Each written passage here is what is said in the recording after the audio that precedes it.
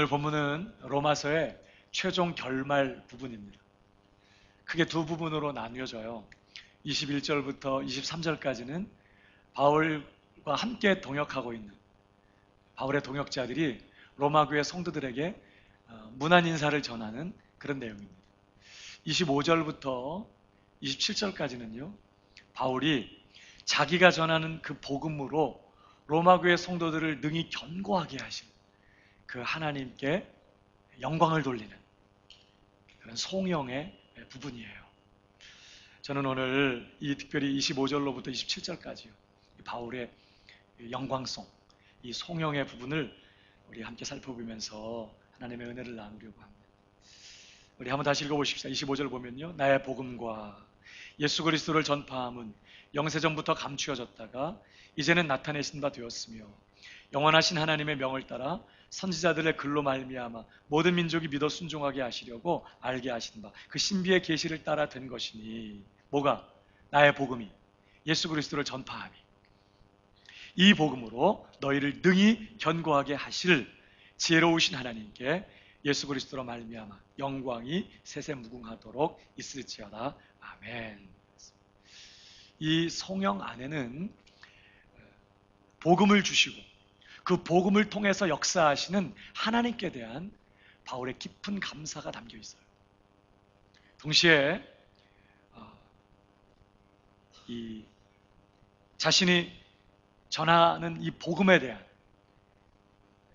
바울의 자랑스러운 복음에 대한 확신, 이런 것들이 담겨져 있는 것이죠. 우리는 이 본문 속에서요, 바울이 지금 생각하고 있는 이 복음이 뭐냐 하는 것에 대한 어떤 결론적인 교훈을 얻게 됩니다. 복음이 뭐냐에 대해서 몇 가지 우리가 좀 이 말씀을 가지고 정리해 볼 수 있는데, 첫 번째, 복음은 그 중심이 예수 그리스도시라는 것입니다. 복음의 중심은 예수 그리스도시다. 자, 25절을 보십시오. 나의 복음과 예수 그리스도를 전파함은 영세전부터 감추어졌다가 이제 나타내신 바 됐다. 이제 이런 말씀이죠. 여기 우선 나의 복음이라는 말이 나와요. 무슨 뜻일까요? 나의 복음. 어떤 의미일까? 내가 믿는 복음, 이런 의미가 있겠죠. 또요, 어떤 의미가 있을까? 내가 전하는 복음, 이런 의미도 있을 것입니다. 나의 복음. 어떤 의미도 있을까? 여기에는요, 바울의 깊은 애정과 어떤 그 사랑이 담겨져 있는 표현이기도 해요. 내가 사랑하고 내가 자랑하는 복음, 이런 의미도 담겨져 있는 것입니다. 내가 믿는 복음, 내가 전하는 복음, 내가 사랑하고 내가 자랑스러워하는 나의 복음, 이런 뜻인 것이죠. 근데 로마서 1장을 보면요, 바울이 처음 로마서를 시작하면서 로마 교회 성도들에게 복음을 소개하면서 처음에 복음이란 말을 꺼낼 때 어떻게 쓴지 아십니까? 1장 1절을 보십시오. 같이 읽어보십시다. 시작. 예수 그리스도의 종 바울은 사도로 부르심을 받아 하나님의 복음을 위하여 택정함을 입었으니. 바울은 처음 복음을 소개할 때 무슨 복음? 하나님의 복음이라고 소개했어요. 자, 그럼 여기서 하나님의 복음은 그럼 또 어떤 의미입니까? 하나님의 복음, 하나님이 제정하신 복음, 이런 뜻이에요. 여러분, 복음은요, 우리 인간이 만들어낸 거 아닙니다. 우리 인간이 상상하거나 고안해낸 어떤 사상이나 이론이 아니에요. 복음은 하나님이 제정하셨어요. 하나님이 만드신 거예요. 하나님의 복음입니다. 뿐만 아니라 이 하나님의 복음이라는 이 말씀이 담고 있는 의미가 또 뭐가 있을까? 하나님이 제정하시고 만드시고 하나님이 갖고 계셨죠? 하나님께서 우리에게 주셨어요. 하나님의 복음이라는 말씀 안에는 하나님께로부터 주어진 복음이란 뜻이에요. 근데 지금 바울은 그 하나님의 복음을 뭐라고 불러 이제? 25절에 뭐라고 그랬어요? 나의 복음이라고 다시 부르는 것입니다. 하나님께서 제정하시고 하나님께로부터 주어진 그 복음, 그 하나님의 복음이 이제 내가 믿고 내가 확신하고 내가 자랑하고 내가 전하는 나의 복음이 되었다 이 말이에요. 여러분 어떻습니까? 하나님의 복음이 나의 복음이 되셨나요? 누군가 나에게 전해준 그 하나님의 복음이 이제는 내가 믿고 내가 의지하고 내가 확신하고 내가 자랑하고 내가 전하는 나의 복음이 되셨어요? 그렇게 되시기를 주님의 이름으로 축복합니다. 여러분, 근데 중요한 것은 이 복음 할 때 그 복음의 내용이 뭐죠? 오늘 바울이 나의 복음이라고 확신 가지고 자랑스러워하며 전했던 이 복음의 내용이 뭘까요? 바울이 자기 자랑했나요? 복음의 내용이 뭐죠? 여러분 오늘 본문을 다시 보십시오. 25절 다시 보면요, 이런 말씀이 있습니다. 나의 복음과 예수 그리스도를 전파함은 영세전부터 감추어졌다가 이제 나타낸 바 되었다. 여기 나의 복음과 예수 그리스도를 전파함이라는 표현이 나오는데, 여기 나의 복음이 따로 있고 예수 그리스도가 따로 있는 게 아닙니다. 원래는 나의 복음과 그 복음을 전파함은 이런 말이에요. 그런데 뒤에 있는 복음을 같은 의미의 다른 단어로 쓴 거예요. 예수 그리스도. 뭘 말하죠? 예수 그리스도가 바로 복음이시라는 것이죠. 예수 그리스도가 복음의 내용이고, 예수 그리스도가 복음의 전부이고, 예수 그리스도가 복음의 중심이고, 예수 그리스도가 그 복음의 초점이라는 거예요. 로마서 1장 2절에서 바울이 하나님의 복음, 그러면서 복음을 소개하면서 이렇게 얘기를 했어요. 1장 2절 같이 한번 읽어봐요. 다 같이 시작. 선지자들을 통하여 그의 아들에 관하여 성경에 미리 약속하신 것이다. 이 복음은 그 아들에 관한 진리예요. 하나님의 아들 예수 그리스도에 관한 진리, 이것이 복음입니다. 복음은 다른 것이 아닙니다. 예수 그리스도에 관한 것이에요. 사도행전 8장에 보면요, 스데반의 순교 때문에 어마어마한 박해가 예루살렘 교회에 일어났어요. 그때 그 박해를 피해서, 핍박을 피해서 많은 성도들이 온 유대와 사마리아 온 땅으로 흩어지게 됩니다. 근데 거기 보면 이런 말씀이 있습니다. 보세요. 그 흩어진 사람들이 두루 다니며 복음의 말씀을 전할세. 뭘 전했어요? 복음의 말씀을 전한 거예요. 근데 그 다음 절 보세요. 같은 의미의 다른 단어로 이 이야기를 다시 해요.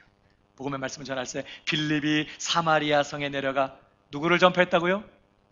그리스도를 백성에게 전파했다. 복음의 말씀 전하는 것이 누굴 전하는 거라고요? 그리스도를 전파하는 거라고 말씀하는 거예요. 그러니까 복음은 다른 것이 아닙니다. 바로 그리스도이신 것이에요. 하나님의 아들이신 예수 그리스도, 우리를 위하여 죽으시고 부활하신 예수 그리스도, 하나님께서 죽은 자 가운데 다시 살려서 주와 그리스도가 되게 하신 그 예수 그리스도가 우리에게 뭐라고요? 복음이라고요. 우리를 위해 이 땅에 오셔서 우리를 대신하여 완전하게 흠없는 삶을 사시고 우리의 모든 죄값을 치르시고 다시 사셨을 뿐만 아니라 영원히 살아계시며 오늘 우리의 삶을 다스리시고 우리의 삶을 인도하시며 영원토록 우리의 삶을 다스리실 바로 그 예수 그리스도가 우리에게 복음이라고요. 옆 사람에게 얘기해 주세요. 예수님이 복음이세요. 아멘이십니까? 예수 그리스도가 복음이에요. 여러분 로마서 1장 16절을 보십시오. 내가 복음을 부끄러워하지 아니하노니 이 복음은 모든 믿는 자에게 구원을 주시는 하나님의 능력이 됨이라. 먼저는 유대인에게요, 그리고 헬라인에게로다. 무슨 말이에요? 바울이 이렇게 말하는 것입니다. 나는 복음이 부끄럽지 않다. 무슨 뜻일까요? 나는 복음이 자랑스럽다, 그런 말이에요. 왜? 이 복음은 모든 믿는 자에게 구원을 주시는 하나님의 능력이 되기 때문입니다. 이게 바울의 확신이에요. 근데 여러분, 이 복음이라는 단어 대신에 우리가 지금 살펴보고 있는 대로 예수 그리스도를 넣어 보십시오. 나는 예수가 부끄럽지 않다. 십자가에 못 박혀 죽으신 예수. 모든 사람들이 반대하고 핍박하는 예수. 나는 그 예수가 부끄럽지 않다. 나는 그 예수가 자랑스럽다. 왜? 이 예수는 모든 믿는 자에게 구원을 주시는 하나님의 능력이기 때문에. 나는 예수가 너무 자랑스럽다. 바울은 이렇게 말하는 거예요. 복음은 예수 그리스도이십니다. 저는 여러분들이 복음을 부끄러워하지 않게 되기를 바랍니다. 예수 그리스도를 부끄러워하지 않게 되기를 바랍니다. 누군가에게 예수를 말할 때 망설이고 주저하고 부끄러워하지 않게 되기를 바랍니다. 자랑스럽게 나의 주님, 나를 구원하신, 나를 위해 완전한 의의를 이루시고 십자가에 죽어 내 모든 죄값을 치러주시고 오늘도 살아 내 영원한 구주가 되신 나의 주님, 그 예수 그리스도가 자랑스럽고 누구에게 대해서든지 당당하게 말할 수 있는 그러한 성도들 되실 수 있기를 주님의 이름으로 축복합니다. 중요한 건요, 오늘 복음이 예수 그리스도시잖아요. 그리고 바울은 그 복음을 나의 복음이라고 지금 부르고 있잖아요. 그렇다면 무슨 말이죠? 나의 복음이다. 그럴 때 그 복음이 하나님의 아들 예수 그리스도에 관한 것이니까 그게 나의 복음이다 이렇게 말할 때는 하나님의 아들 예수 그리스도가 나의 하나님이시다 그런 뜻이에요. 하나님의 아들이라는 말은 하나님이시다 그런 뜻입니다. 강아지의 아들은 강아지. 죄송합니다. 강아지라고 안 그러나 개의 아들은 강아지. 그 다음에 소의 아들은 송아지. 말의 아들은 말, 망아지. 사람의 아들은 사람. 하나님의 아들은 하나님이신 거예요. 그러니까 예수가 하나님의 아들이시다 그렇게 말할 때는 예수가 하나님이시다 그런 뜻입니다. 근데 오늘 복음이 하나님의 아들 예수 그리스도에 관한 것이잖아요. 근데 그 복음을 나의 복음이라고 지금 말해요. 그렇다면 바울에게 있어서는 하나님의 아들이 누구라고요? 나의 하나님이시다 그런 뜻이에요. 하나님께서 죽은 자 가운데 다시 살리사 주와 그리스도가 되게 하신 그 예수 그리스도가 나의 주님, 나의 구세주시다 그런 뜻인 것입니다.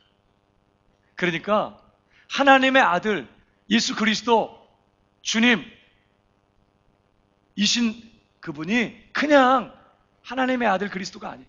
나의 하나님, 나의 주님, 나의 구세주이신 것이죠. 나의 복음이라고 할 때 바울이 갖고 있는 마음. 도마가 예수님 부활하셨을 때 예수님 부활한 걸 믿지 못하겠다고 했습니다. 제자들이 부활하신 예수님 만나고 흥분해서 도마에게 야 도마야 너 없을 때 부활하신 주님 나타나셨어. 아 주님 살아계셔. 흥분했어요. 제자들이 막 얘기했습니다. 도마가 못 믿겠다. 나 못 믿겠다. 십자가 못 박혀 숨이 끊어지는 걸 우리가 보았고 채찍에 맞고 십자가에 매달려 죽임당해서 온몸이 만신창이가 되어 옆구리에 창이 찔려서 심장이 터져서 물과 피가 다 쏟아져 완전히 싸늘한 시체가 되어 무덤에 장사 지냈는데 어떻게 그분이 다시 살아나시고 살아있을 수 있냐는 거예요. 도마 똑똑한 사람, 굉장히 이성적인 사람, 못 믿겠다는 거예요. 며칠 후에 예수님께서 도마를 찾아오세요. 손을 보여주시고 옆구리를 보여주시면서 네 손을 내밀어 내 손을 만져봐라. 네 손을 내 옆구리에 넣어서 만져봐라. 그리고 믿음 없는 자 되지 말고 믿는 자가 되라. 그럴 때 도마가 그냥 주저앉았어. 그리고 뭐라고 고백하죠? 나의 주시며 나의 하나님이십니다. 하나님의 아들이신 예수 그리스도요, 십자가에 죽으셨을 뿐만 아니라 살아나셔서 지금도 영원히 다스리고 계시는 그 예수 그리스도가 나의 하나님이 되시고 나의 주님이 되실 때에 구원의 역사가 임하는 것입니다. 도마가 나의 주시며 나의 하나님이십니다 이렇게 고백하게 되자, 야 너는 나를 본고로 믿느냐? 보지 못하고도 말씀만 듣고, 전하는 복음의 말씀만 듣고 믿는 자는 더 복이 있다. 그렇게 주님 말씀하시는 거예요. 사랑하는 여러분, 여러분에게도 예수는 그저 하나님의 아들이시고 십자가에 못 박혀 죽으시고 부활하셨고 그저 영원히 살아계시는 그런 예수님이십니까? 아니면 바로 그분은 나의 하나님이십니다. 나의 주님이십니다. 이렇게 고백하고 계십니다. 저는 일평생 여러분들이 예수 그리스도를 나의 하나님, 나의 주님으로 고백하게 되기를 주님의 이름으로 축복합니다. 이것이 복음을 믿는 것입니다. 하나님의 복음이 나의 복음이 돼요. 하나님의 아들 예수 그리스도 주님이신 그분이 나의 하나님, 나의 주님이 되는 거예요.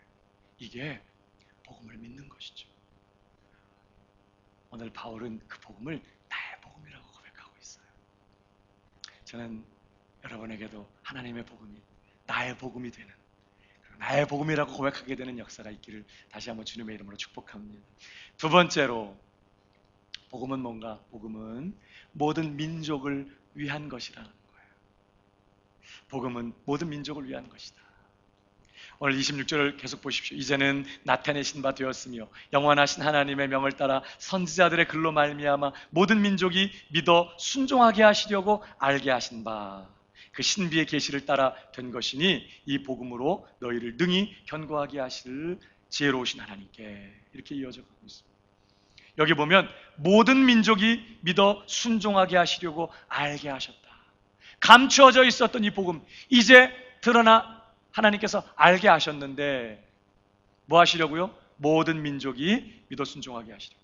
여기 보면 복음은 모든 민족이 믿어 순종하게 하시려고 알게 하신 것이라고 소개해요. 무슨 말이죠? 복음은 유대인들만을 위한 게 아니라는 거예요. 그렇다고 복음은 이방인들만을 위한 것도 아니라는 것입니다.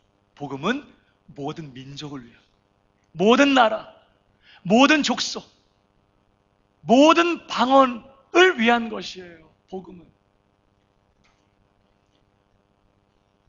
누구든지 주의 이름을 부르는 자는 구원을 얻으리라 그랬습니다.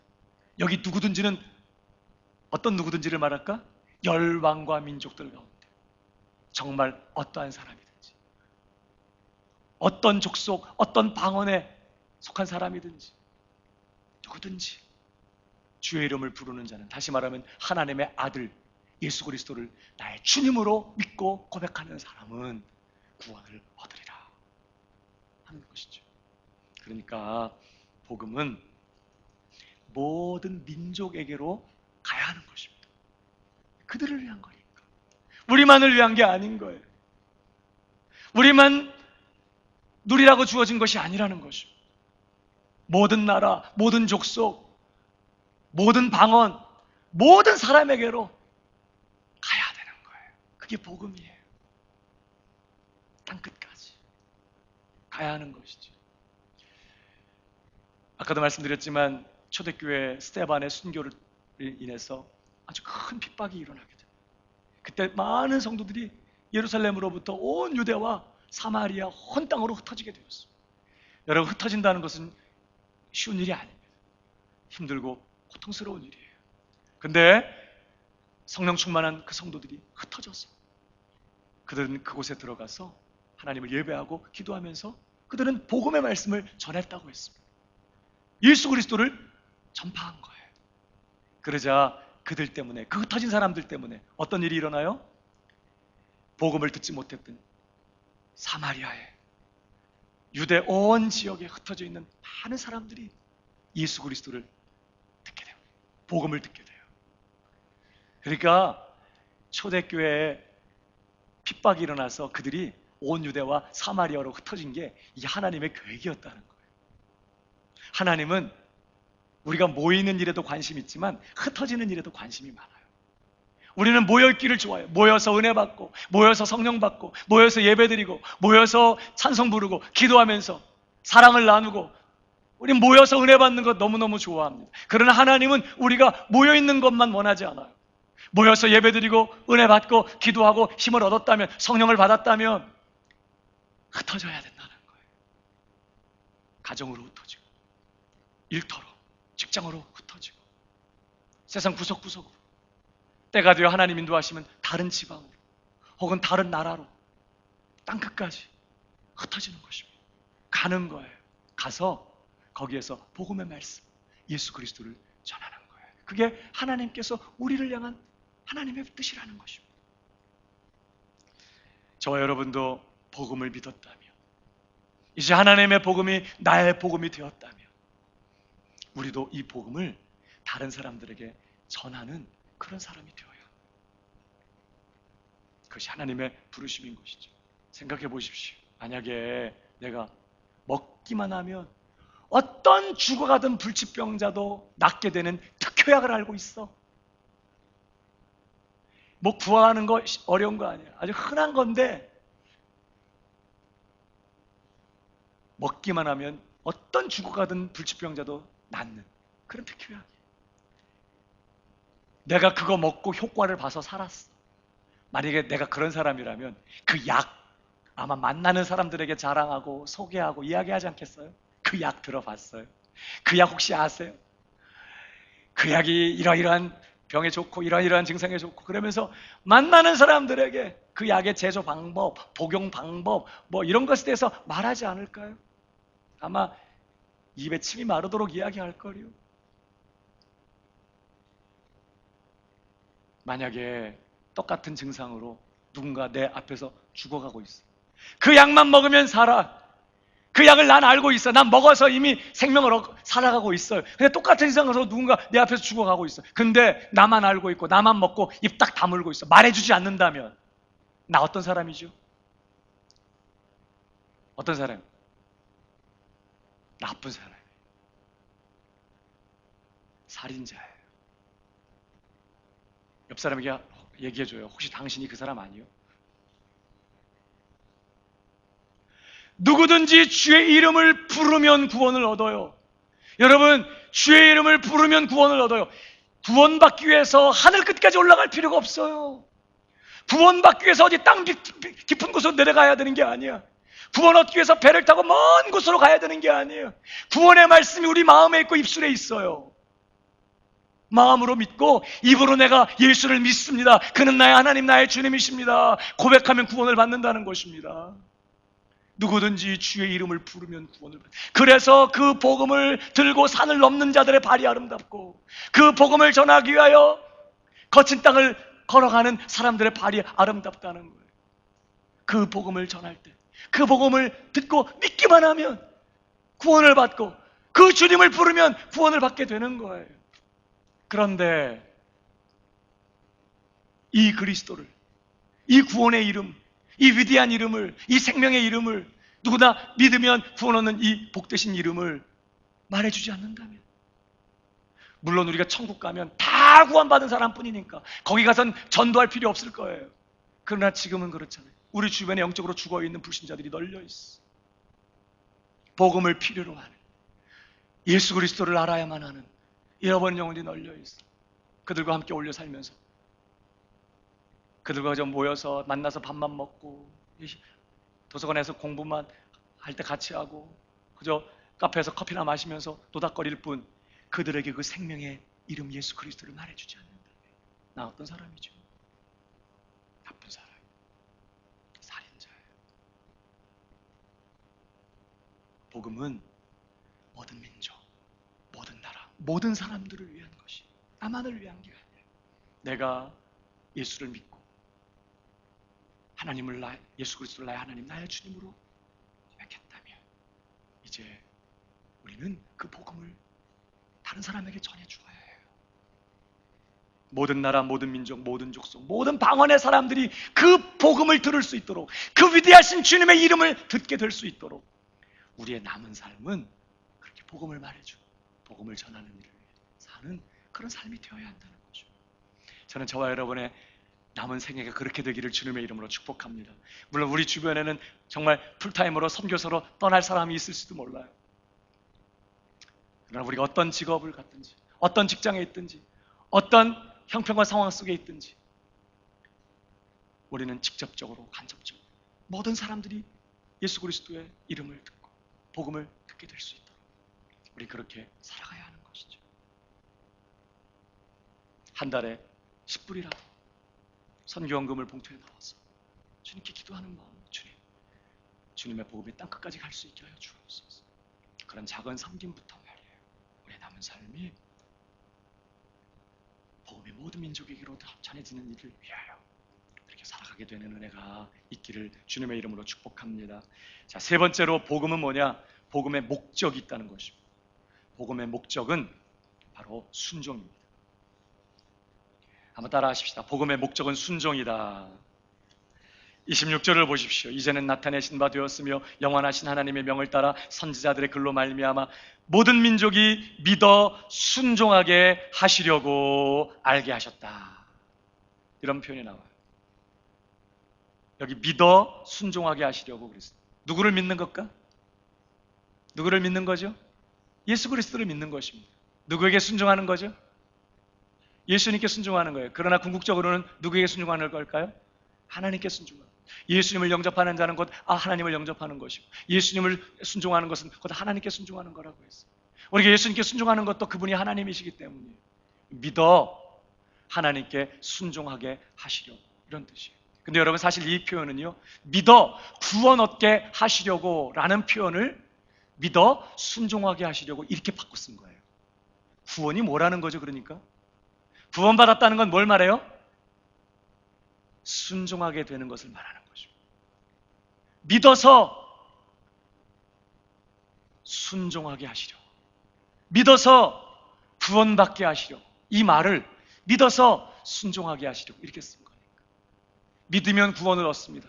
그런데 그 구원의 목적이 뭐냐? 순종하게 되는 거예요. 여러분, 원래 우리는 처음부터 하나님의 영광을 위하여 존재하는 피조물이에요. 우리는 우리가 목적이 아닙니다.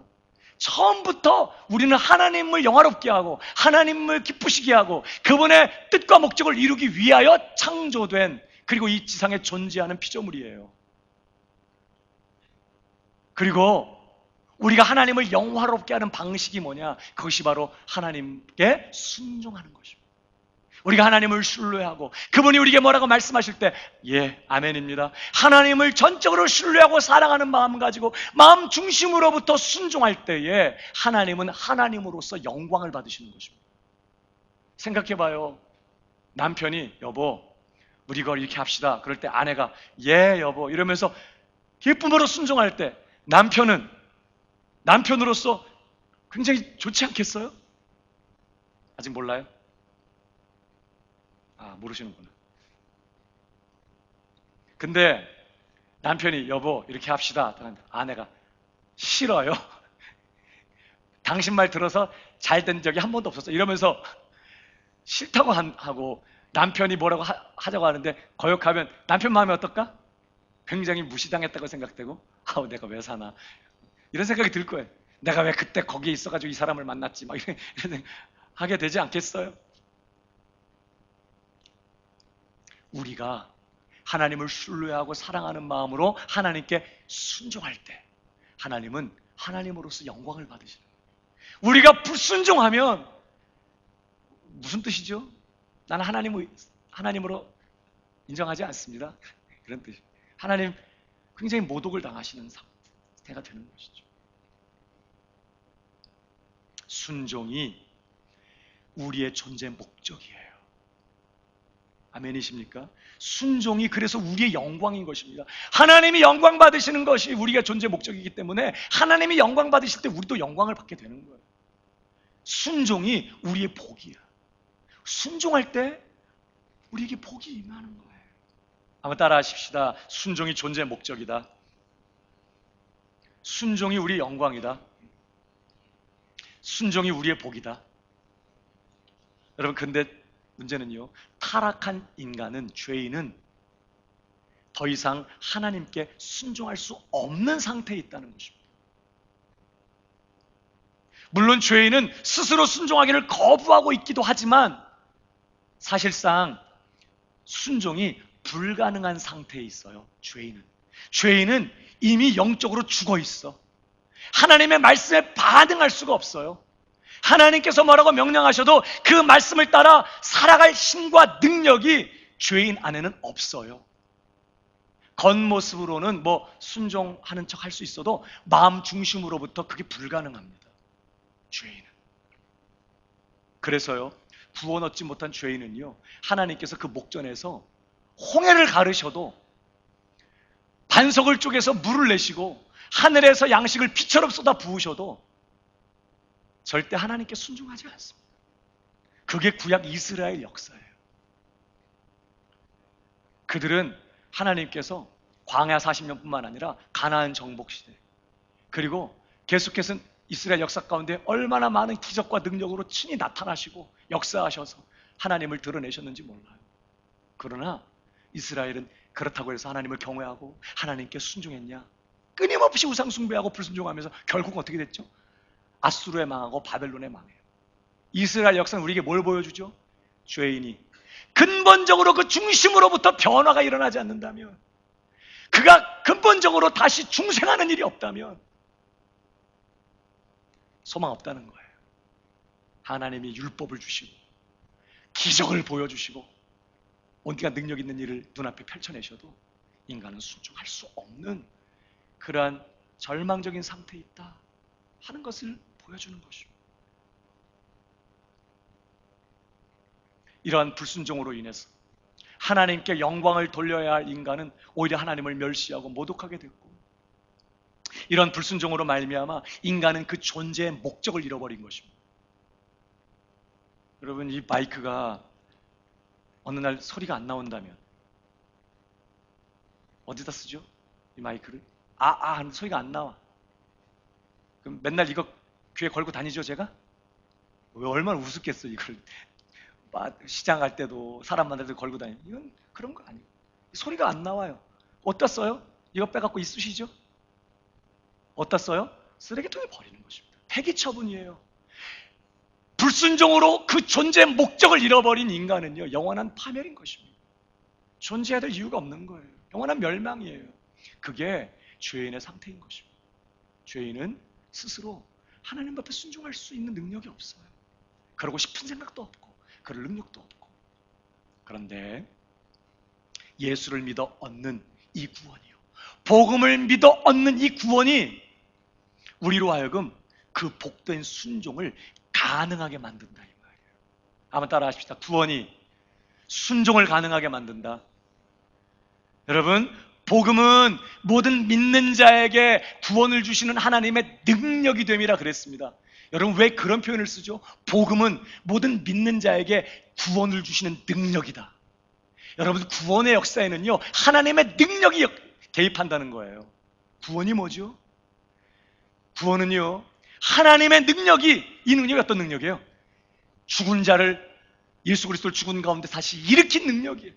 무에서 유를 창조하는 전능한 능력인 것입니다. 이 하나님의 능력이 복음을 믿는 자에게 임해서 영적으로 죽어있고 그 마음이 강팍하고 완악하여 결코 하나님 앞에 굴복하며 순종할 수 없는 그 죄인을 이 하나님의 능력이 완전히 근본적으로 변화시키고 바꾸는 것, 이게 구원의 역사인 것입니다. 구원은 그저 우리가 예수 믿어드리고 교회 왔다 갔다 하는 게 아닌 거예요. 우리가 복음을 믿을 때, 예수 그리스도를 믿을 때 하나님의 전능한 능력이 우리의 전 존재를 덮쳐서 마음 중심으로부터 하나님을 사랑하지 못하고 죄를 기뻐하며 하나님을 쫓아가지 못하고 순종하지 못하던 우리들을 전혀 새로운 피조물로 바꿔내는 것입니다. 그래서 구원받게 되면 그저 형식적으로 교회 왔다 갔다 하는 사람이 되는 정도가 아닌 거예요. 새 언약, 뭐라고 약속했죠? 내가 너희 마음에 부드러운 마음을 주겠다. 내 영을 부어주겠다. 내 말씀을 너희 마음에 새기겠다. 이건요, 근본적인 변화에 대한, 중생에 대한 약속이에요. 우리가 예수를 믿을 때, 복음을 믿을 때 하나님의 이 구원의 능력이 임해서 어떤 변화가 일어나요? 이제는 그저 형식적으로 겉모양, 행동으로 그저 경건생활하고 행동으로 그저 경건하게 살고 이런 정도의 사람이 아니라, 그 사람들이 누구예요?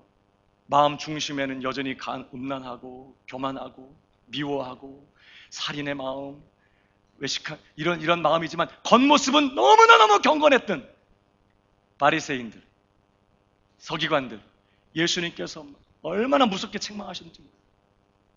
어려서부터 우리가 종교 교육을 받으면, 성경을 배우고 종교 행사에 참석하고 어려서부터 훈련을 받으면 행동으로는 순종하는 모습이 나올 수 있지 몰라도 근본적인 마음 중심으로부터는 순종 안 되거든요. 근데 겉모습에 순종을 하는 것 때문에 스스로 착각하는 거죠. 내가 구원이 필요 없는, 나는 완전한 사람이라고. 그 사람들이 바리새인들이었어요. 서기관들이었어요. 주님께서 회개하라고 막 촉구하시잖아요. 구원은요, 우리를 완전히 존재 중심으로부터 바꿔버려요. 전혀 다른 새로운 피조물로 바꾸어서 이제는 내가 사랑하던 죄를 미워하게 만들어요. 구원은. 아멘이십니까? 이제는 죄 짓는 게 싫어. 돈을 주면서 죄를 지으라고 해도 짓기가 싫어져. 이제는 내가 싫어하던 하나님을 사랑하게 되고, 멀리하고 피하고 숨고 싶었던 그 하나님을 내가 갈망하고 찾고, 그 하나님을 구하고 그 하나님을 가까이 하게 되는 일들이 마음 중심으로부터 일어나요. 누가 시키지 않아요. 성령으로 거듭나게 되면 하나님을 찾기 시작합니다. 죄를 회개하게 되고, 죄를 버리게 되고, 죄를 지으면 너무너무 아프고 죄 짓고 싶지 않고 줄이고 목마른 마음을 가지고, 의에 줄이고 목마른 마음을 가지고 의를 사모하고 말씀을 쫓아 살기를 소원하는 이런 일들이 일어나요. 물론 완벽하게 순종하지 못해요. 아직도 우리는 죄에 익숙하고, 순종하지만 더디 순종하고, 순종하지만 또 그 안에 불순종도 있고, 우리는 아직 그런 연약한 가운데 있지만,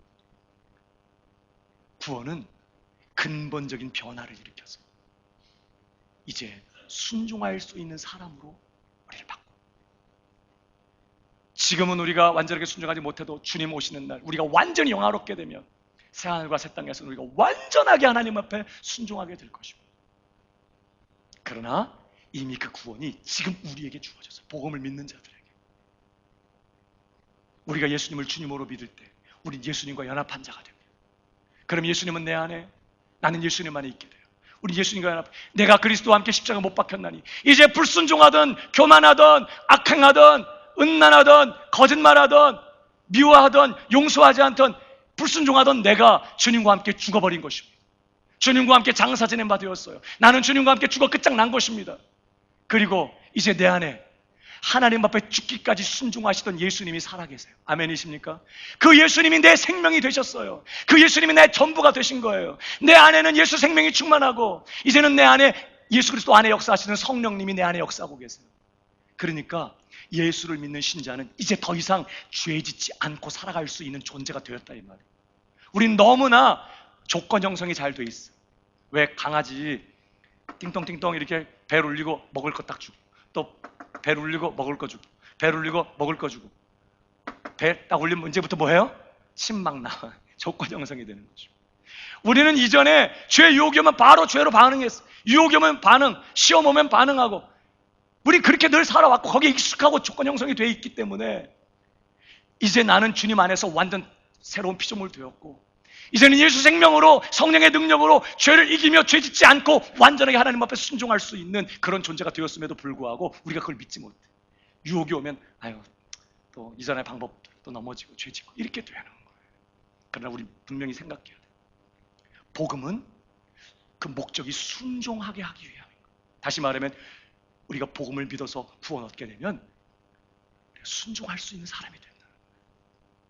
죄 짓지 않고 이제는 원수까지라도 용서하며 오직 사랑만 하며 살면서 넉넉히 죄를 이기며 죄 짓지 않고 살아갈 수 있는 그런 존재가 된 거예요. 물론 내 육신의 혈기는 안 돼. 내 육신의 결심 갖고 안 돼. 그래서 뭐가 필요해요? 성령이 충만해야 돼요. 성령이 충만하면 예수 생명이 충만하게 되는 거예요. 오직 예수의 생명으로만 우리는 순종의 삶을 살 수 있거든요. 그래서 우리는 늘 오직 성령의 충만을 받으라.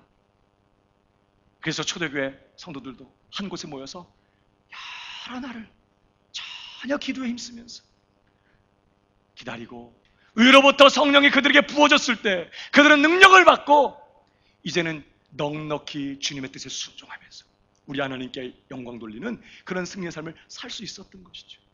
사랑하는 여러분, 성령 충만하시기를 축복합니다. 예수 생명이 충만해져야 돼요. 혈기로 살지 말고, 내 감정으로 행하지 말고, 내 생각으로 살지 말고, 밥심으로 살지 마요. 밥심으로. 밥은 먹으세요, 그래도. 그렇지만 밥심으로 살지 말고 성령의 능력으로 오늘을 살게. 성령의 능력으로 기도하고, 성령의 능력으로 봉사하고, 성령의 능력으로 말씀을 전하고, 성령의 능력으로 공부하고, 늘 성령 충만하여 학교에 가고, 성령 충만하여 가정에 살고, 성령 충만하여 직장 가고. 이때 아멘하면 좋은데 성령 충만하여 주님 앞에 받은 사명 감당하는 성령의 사람이 되어야 합니다. 복음은 우리가 순종할 수 있는 사람이 되게 만들어요. 복음의 목적은 순종이다.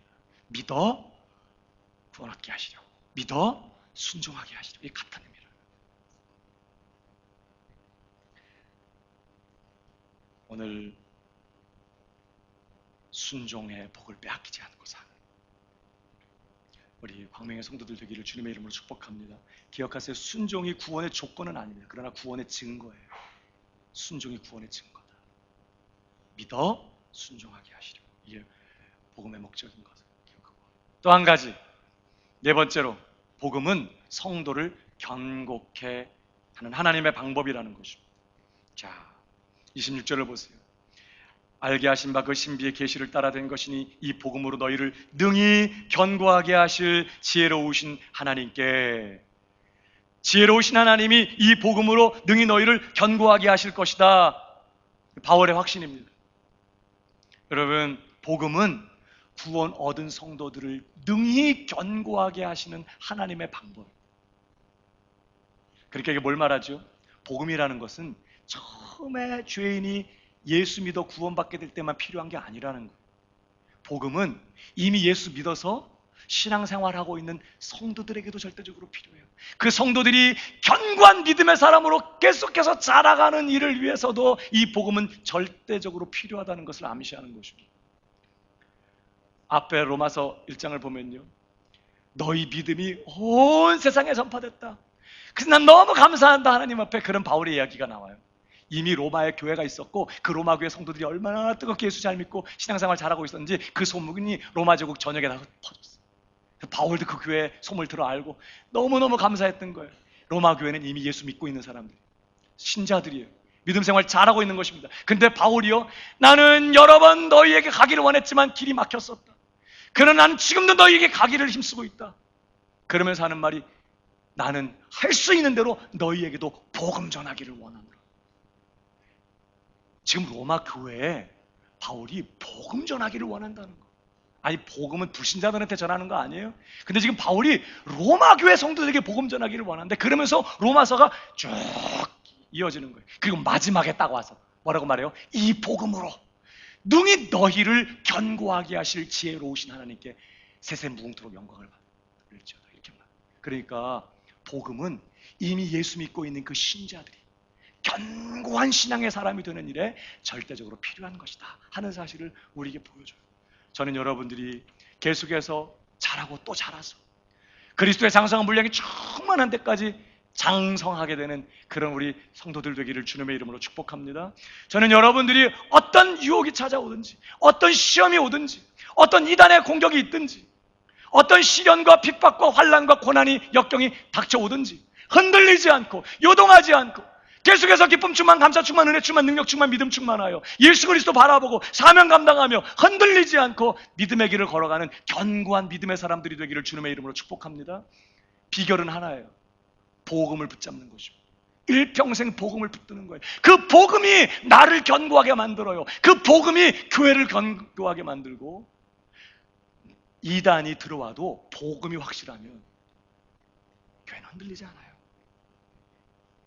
이단 겁낼 필요가 없어요. 오히려 복음이 확실하고 성령의 불이 맹렬하게 타오르면 이단들도 들어와서 뒤집어지고 회심하고 변화되지 않을까?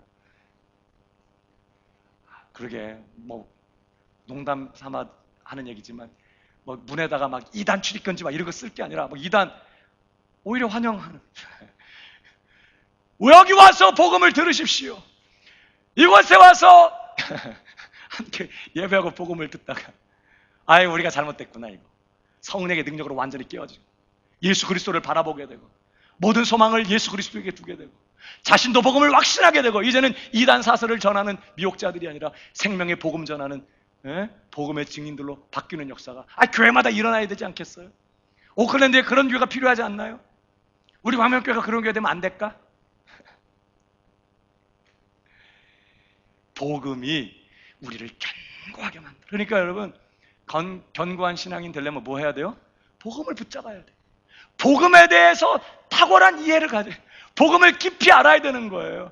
복음에 대해서 할 말이 많아야 돼. 복음이 뭡니까? 물으면 여러분 뭐라고 대답해요? 예수 믿으면 구원받아요. 그래서 몰라요. 그냥 믿어요. 복음에 대해서 할 말이 없습니까? 가난한 신자예요. 복음에 대해서 할 말이 많아야 돼. 복음이 뭐예요? 앉아봐. 1시간이고 2시간이고 막 떠들 수 있는. 복음에 대해서는 할 말이 많아. 늘 복음에 집중하고 복음에 전념하고 복음에 몰두하고 복음을 확신하고 그 복음을 자랑스러워하고 복음을 기쁨으로 전할 수 있는, 복음을 깊이 아는 그런 성도가 되어야 하는 것입니다. 그래야 흔들리지 않는 믿음의 사람이 되는 거예요. 근데 여러분, 오늘 바울이 뭐라고 말해요? 그 복음이 누구시라고요? 예수 그리스도시라고 그랬어요. 그러니까 우리가 복음에 전념한다는 건 다시 말해 예수 그리스도에게 전념하는 거예요. 예수 그리스도에게 집중하고 예수 그리스도에게 몰두하고 예수 그리스도를 깊이 알고 예수 그리스도에 대해서는 할 말이 너무 많은 사람. 앉아봐. 예수님에 대해서 2000년 전 이 땅에 오셔서 날 위해 사시고 죽으시고 부활하셨을 뿐만 아니라 오늘 내 안에 오셔서 오늘 아침에도 내게 말씀하셨고 지금도 내 마음을 감동하시며 이끌고 계신 내 주님, 모든 사람이 알아야 될 그 예수 그리스도, 그 주님에 대해서 할 말이 많은 그런 성도가 되어야 되는 거예요. 주 예수님께 몰두하고 예수님께 집중하고 예수님께 대한 깊은 이해를 가지고 예수님을 열애하고 뜨겁게 예수를 사랑하는 예수의 증인들, 복음의 증인들 되실 수 있기를 바랍니다. 그것이 우리를 견고하게 만드는 하나님의 방법, 복음을 붙잡는 것이죠. 그러면서 마지막 결론 부분이에요. 바울은 바로 그 복음을 주신 하나님께서 영광을 받으셔야 한다고 말합니다. 다시 말하면 그 복음을 주신 하나님께 영광을 돌려야 한다고 도전하고 있는 것이에요. 오늘 26절을 보십시오. 이 복음으로 너희를 등이 견고하게 하실 지혜로우신 하나님께 예수 그리스도로 말미암아 영광이 세세무궁하도록 있을지어다. 아멘. 복음은 바울은 로마교회 성도들이 그 복음을 확신하면서 그 복음을 인하여 하나님께 영광을 돌리는 그런 성도들이 되기를 바라고 있습니다. 우리에게 복음을 주신 하나님이요, 그 복음으로 우리를 구원하신 하나님이요, 그 복음으로 오늘도 우리를 견고하게 하시는 그 하나님이요, 그 하나님께 영광을 돌려야 한다는 것입니다. 여러분, 복음은요 우리더러 뭘 하라는 이야기가 아니에요. 그건 율법이에요. 율법은 우리더러 뭘 하라고 해. 근데 율법을 주신 궁극적인 목적은 뭐죠? 하라고 하는 목적, 이유는 했더니 돼, 안 돼요? 안 돼요. 그래서 나 불가능하구나, 나 구원이 필요한 거구나, 구원자가 오셔야 되는 거구나. 이렇게 율법은 우리를 절망시키고 우리의 현실을 직시하고 하나님의 구원자를 기다리게 만드는 역할을 했어요. 그러니까 율법은 우리더러 뭘 하라고 하는 거예요. 그럼 복음은 우리더러 뭘 하라는 게 아닙니다. 복음은 뭐예요? 하나님이 우리를 위하여 무엇을 하셨나에 대한 이야기예요. 우리를 사랑하시는 하나님께서 우리를 위하여 그분이 행하신 일이 무엇인가에 대한 이야기가 복음이에요. 하나님 우리를 사랑하셔서 마땅히 형벌받고 영원히 저주받아야 될 우리들을 사랑하셨어요. 영원전부터 그런 우리를 구원하기 위하여 택정하셨어요. 그리고 하나뿐인 아들 예수님을 보내셔서 우리 대신 완전한 순종의 삶을 살게 하시고 우리 대신 우리의 모든 죄값을 그분이 다 짊어지고 가게 하시고 처리하게 하시고, 그리고 이제 성령을 보내주셨어요. 예수 믿게 하는 것입니다. 여러분, 내가 예수 믿는 것도요 내가 믿은 거 아닙니다. 물론 내가 믿기로 결정하는 거 있지만 성경에 에베소에 뭐라고 말하죠? 너희가 그 은혜를 인하여, 값없는 선물이죠, 은혜를 인하여 믿음으로 말미암아 구원을 얻었나니. 틀림없이 구원 얻는 것은 믿음으로 말미암아 구원받는데 그것이 은혜를 인하여 된 거라는 거예요. 내가 한 게 아니라는 것입니다. 그러면서 하는 말이 뭐예요? 너희가 그 은혜를 인하여 믿음으로 말미암아 구원을 얻었나니 이것이 너희에게서 난 것이 아니라 하나님의 선물. 예수 믿어 구원받은 게 우리에게서 나온 게 아니라 하나님의 선물이다.